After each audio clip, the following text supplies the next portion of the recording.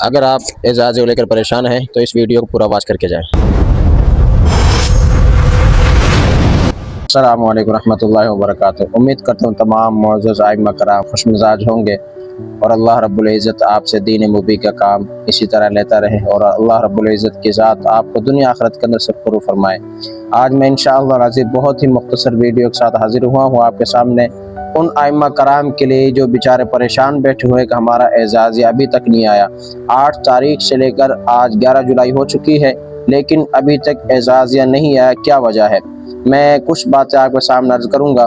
पहली वजह तो ये है पंजाब बैंक के अंदर कोई तकनीकी मसला आ रहा था, इस वजह से आपका एजाज़ ना आ सका और 8 जुलाई से लेकर अब तक नहीं आया। तो आज इंशाअल्लाह 11 जुलाई है, आपका एजाज़िया आने के पूरे इम्कानात हैं।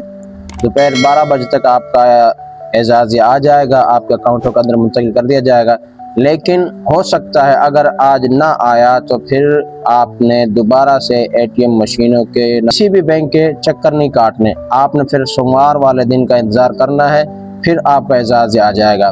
दूसरी अहम खबर यह है कि बहुत से लोग अब ये कह रहे हैं, ये अफवाह फैला रहे हैं कि एजाज़ बंद हो चुका है, अब किसी को कुछ नहीं मिलेगा। ऐसा नहीं है, किसी का एजाज़ कोई नहीं बंद हुआ, बस थोड़ी सी परेशानी चल रही है जिसकी वजह से नहीं आ रहा।